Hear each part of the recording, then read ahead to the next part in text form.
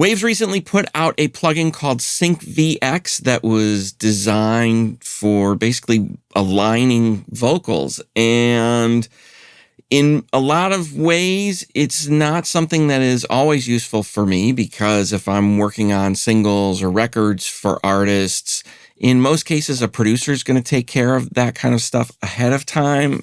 But a lot of the stuff I work on these days is live recordings. And with the live recordings I get, they're typically just raw recordings right off of the console.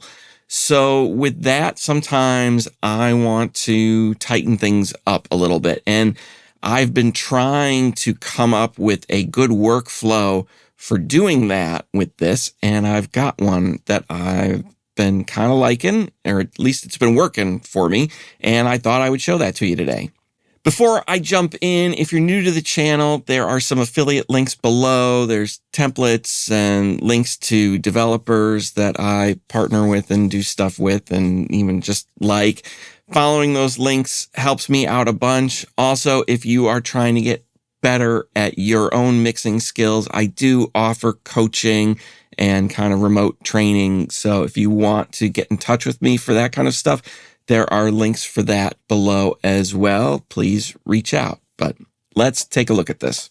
So this is a pretty typical situation that I'm dealing with. I was remixing a church service. I had 3 vocalists, and each one of them was basically the lead vocal on a different song. So 3 songs, 3 vocalists. When they were not the lead vocal, they were doing backgrounds.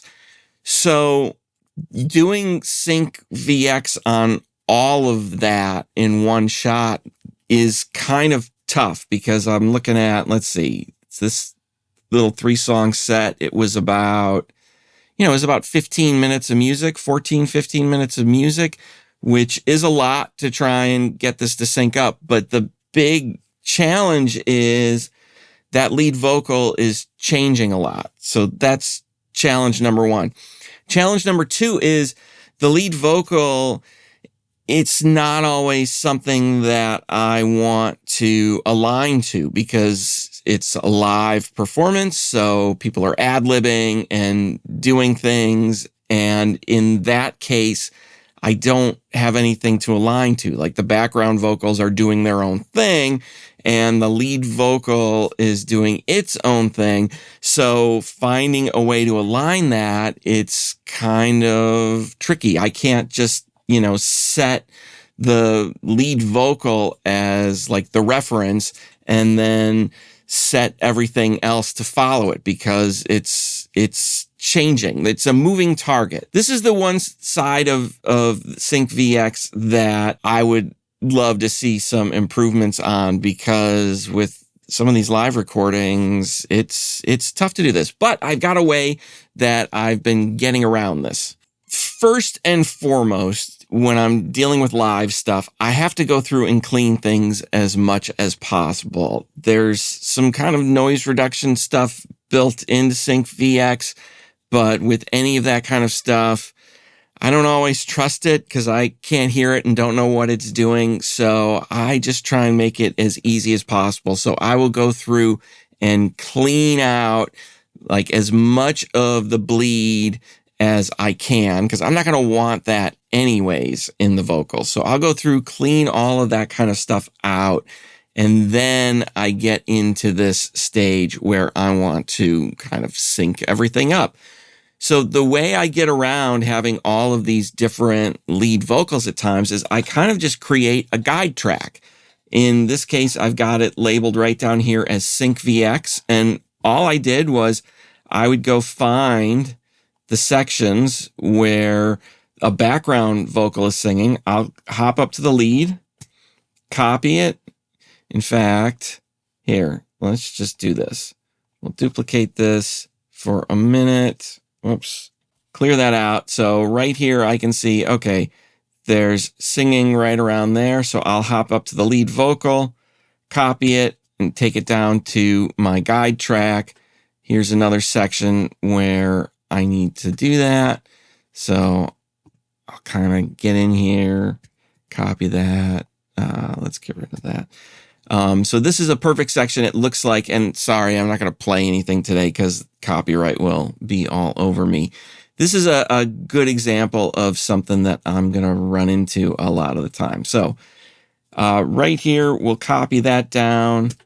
There we go. Now, right in here, I can just see from the waveform that they're diverging, like right around here. So I'm going to get rid of that. So now I'm just going to pick one of the background vocals and I'm going to copy that up to my guide track. Yeah, we don't need to worry about that. So what I've done is I've basically created this guide specifically for this song, and I will go through and do it with every song. So I would go through with these and do it.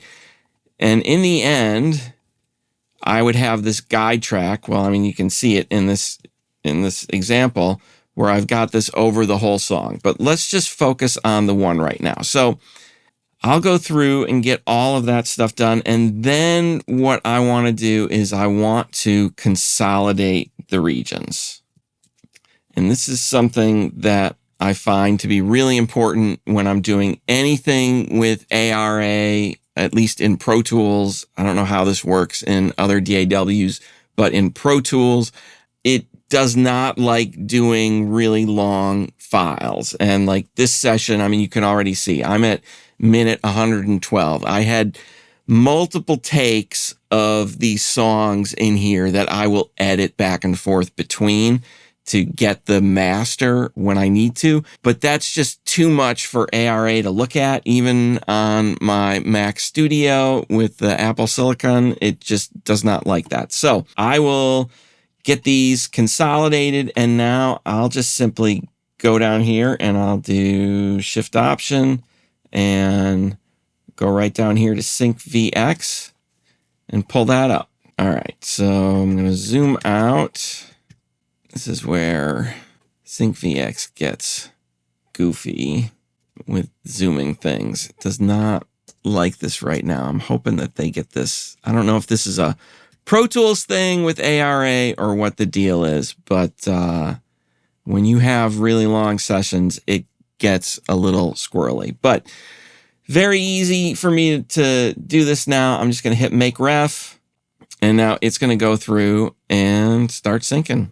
Shouldn't take too long since this is only one song, but since the timeline in Pro Tools is so long, sometimes that makes this go a little bit longer. I always save first, and generally when I'm doing this, I'm working on, anywhere from 12 to 20 minutes worth of music a lot of the time. So I'll just let this go and I'll go, take a break, surf the internet, get a drink, whatever, and let it do its thing. So there we go. It's all in sync now.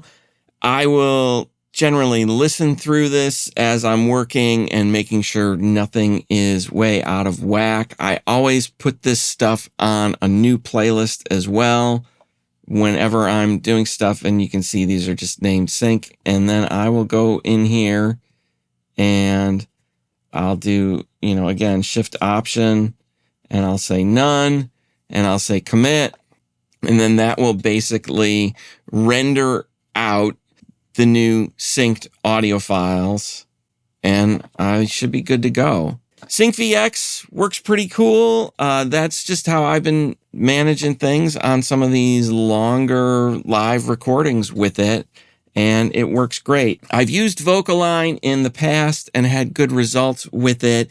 The thing that I really like about Sync VX, though, is I can have multiple vocals in there at a time. So when I'm dealing with some of these projects where I have, 2, 3, 4, sometimes even more background vocals, this is a way I can kind of work with all of them in one shot. So just found that helpful. So anyways, I hope that's helpful. You're trying to figure out a way to use Sync VX on longer projects and situations like that. There you go. Are you using Sync VX? Are you using something else? How's it working for you?